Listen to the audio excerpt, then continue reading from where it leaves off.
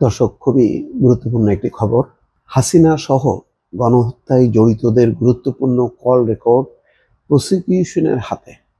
তার মানে যারা বিচার করছে আন্তর্জাতিক অপরাধ ট্রাইব্যুনাল, তাদের হাতে বা আদালতের হাসিনা সহ গণহত্যায় জড়িতদের গুরুত্বপূর্ণ কল রেকর্ড আছে। কোথায় কিভাবে নির্দেশনা দিয়েছেন সেগুলি পাওয়া যাবে। ধারণা করা হচ্ছে যে গুমেরও কিছু কল রেকর্ড পাওয়া যেতে পারে।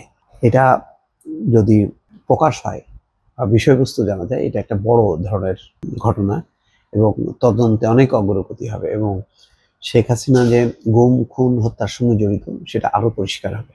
ছাত্র জনতার গণঅভ্যুত্থান ঘিরে জুলাই ও আগস্টের গণহত্যায় তৎকালীন প্রধানমন্ত্রী শেখ হাসিনা সহ জড়িতদের গুরুত্বপূর্ণ কল রেকর্ড হাতে পেয়েছে বলে জানিয়েছেন আন্তর্জাতিক অপরাধ ট্রাইব্যুনালের প্রসিকিউশন।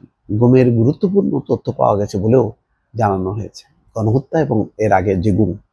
সোমবার দুপুরে আন্তর্জাতিক অপরাধ ট্রাইব্যুনালে গণহত্যার গুরুত্বপূর্ণ কল রেকর্ড ও গুমের তথ্য প্রমাণ পাওয়ার কথা জানান প্রসিকিউটর তানভীর হাসান জোহা এবং এবিএম সুলতান মাহমুদ।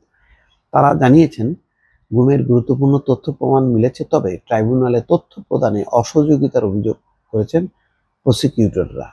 তার মানে হচ্ছে এখনো এমন প্রশাসন, যে প্রশাসনের কাছ থেকে পুরো সহযোগিতা পাচ্ছে না বর্তমান প্রসিকিউশন।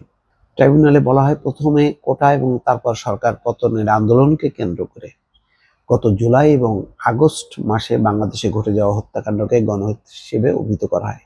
তো দর্শক, এখন বুঝতেই পারছেন যে বাংলাদেশের যেই গুরুত্বপূর্ণ গুম খুনগুলো, সেগুলির মধ্যে যে শেখ হাসিনা, তারেক সিদ্দিক, মূলত ধারণা করা হচ্ছে যে শেখ হাসিনা নির্দেশ দিতেন জেনারেল তারেককে। তারেক তখন সংশ্লিষ্ট র্যাব বা বিজিবি, যখন যেই ডিপার্টমেন্ট আছে তাদের কাছে সেটি পৌঁছে দিতেন এবং সেইভাবে গুম খুনগুলো হতো। এবং এটা মনে করার কোনো কারণ নেই যে শেখ হাসিনাকে অন্ধকারে রেখে, শেখ হাসিনার অজ্ঞাতে, শেখ হাসিনা জানতেন না এমন ব্যক্তিদেরকে গুম করা হয়েছে, খুন করা হয়েছে বা আয়না ঘরে আটক রাখা হয়েছে। সব প্রতিটা জিনিস বলা হতো না, শেখ হাসিনা নিজেই স্বীকার করেছেন যে শেখ হাসিনার সময় গাছের পাতাও নড়তে পারত না শেখ হাসিনার নির্দেশনা ছাড়া, এবং প্রতিটা বিষয়ে গুরুত্বপূর্ণ সিদ্ধান্ত নেওয়ার মালিক শেখ হাসিনা নিজে। ফলে শেখ হাসিনার জ্ঞাতসারেই সমস্ত ঘটনা ঘটেছে গত 15 বছরে গুম খুন, এবং সেগুলি চেইনটা এখন বের হবে আস্তে আস্তে যে কার মাধ্যমে কিভাবে তিনি এটি বাস্তবায়ন করেছেন। এবং সেই ক্ষেত্রে এই যে কল রেকর্ড, সেই কল রেকর্ডটা একটা গুরুত্বপূর্ণ উপাদান হিসেবে চিহ্নিত হচ্ছে। দর্শক, ভালো থাকবেন। আল্লাহ হাফেজ।